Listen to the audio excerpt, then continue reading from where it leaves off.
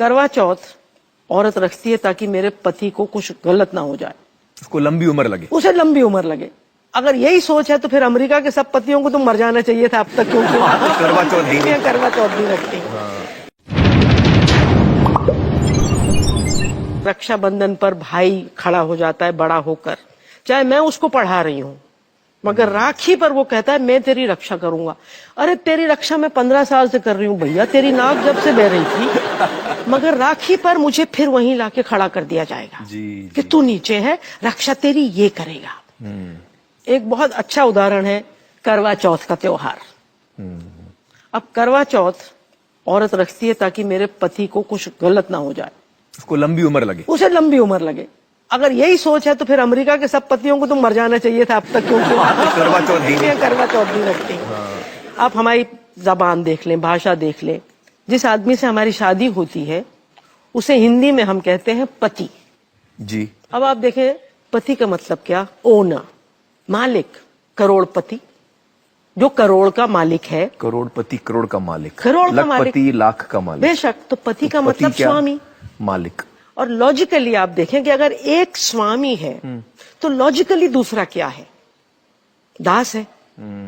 आपकी जबान में हस्बैंड वाइफ के रिश्ते के लिए कोई और दूसरा लफ्ज ही नहीं है, तो भाई क्यों ना मारे? वो मालिक है और मार के उसको ठीक जगह रख सकता है। तो इस सोच को कैसे बदलें?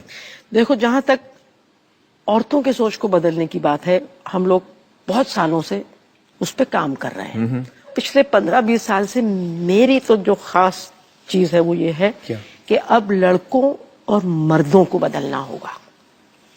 क्योंकि मारता कौन है? मर्द। ज्यादा हिंसा कौन करता है समाज में? मर्द। और ये ऐसे पैदा नहीं हुए, ये कोई जिस्मानी चीज नहीं है कि मर्द है तो वो हिंसात्मक होगा। अगर ऐसा होता तो दुनिया में न बुद्ध होते न महात्मा गांधी होते, और वो 60% मर्द जो नहीं मारते किसी को, वो कैसे होते? वो तो मर्द ही हैं। बिल्कुल, बिल्कुल सही कहा आपने। आप उसको कहते हैं कि तू रोएगा नहीं। माँ मर जाती है, मर्द नहीं रोते। उनको लगता है ये उनकी मर्दानगी के खिलाफ। अच्छा, मैं बहुत रोता हूँ, मैं आपको बता दूं। तो आप पूरे मर्द नहीं हो मियाँ, आपको कुछ करना पड़ेगा। मर्द दुनिया की हर चीज पर बात कर लेंगे, मगर अपने ऊपर, खासतौर से अपनी कमजोरी का बयान नहीं कर सकते, क्योंकि मर्दानगी का मतलब है कमजोर न होना।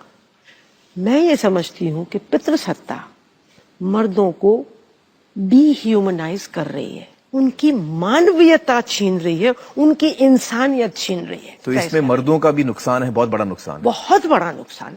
मुझे ये बताइए कि अगर किसी औरत को मारा जाता है तो वो क्यों सह लेती है, वो क्यों फर्म स्टेप नहीं लेती? जिस कुएं से मर्द पानी पीते हैं उसी कुएं से हम औरतें भी पानी पीती हैं। तो अगर मर्द पितृसत्तात्मक हैं तो हम भी पितृसत्तात्मक हैं, क्योंकि हमें भी तो यही सिखाया है, हमारे मजहब ने यही सिखाया है, हमारी संस्कृति ने यही सिखाया है, परंपरा ने यही सिखाया है। तो हम भी ये समझती हैं कि हम कमतर हैं। तो मैं यही मानती हूँ कि दोष मर्दों या औरतों का नहीं है, दोष पितृसत्तात्मक सोच का है, जो हम सब के अंदर है। इसीलिए बहुत अधिकतर औरतें चुपचाप सह लेती। बिल्कुल। मुझे बताइए कि ये हर तबके में होता है? मिडिल क्लास में शायद ज्यादा होता है, क्योंकि मिडिल क्लास में औरत को बोझ समझा जाता है। आदिवासियों में, काम काज करने वालों में औरत कहीं ज्यादा आजाद है। अगर वो पिटेगी तो वो चिल्लाएगी कि देखो मार रहा है। कितनी मिडिल क्लास औरतें हैं मध्यम वर्ग की जो अपने पति को जो चिल्लाएंगी और कहेंगी देखो मुझे मार रहा है, और उसको गाली देंगी। वो तो छुपाती है, इस बात छुपाती है। लग गया तो दूसरे दिन काला चश्मा लगा के जाएंगी कि नो आई फेल डाउन। कई औरतें कहती हैं कि वो तो मुझे प्यार करता है, तो वो प्यार में मुझे मार रहा है, चूंकि वो मुझे प्यार करता है वो मुझे मार रहा है। ये क्या सोच है? तो फिर इसका मतलब है कि हम तो मर्दों को बिल्कुल प्यार नहीं करते, क्योंकि हम उनको पीटते नहीं है सुबह से शाम तक। तो अगर तुम प्यार करती हो तो उतना ही मारो जितना पति तुमको मारता है, तब तो उसको समझ में आएगा कि भैया मैं प्यार करती हूँ तुमसे। बिल्कुल।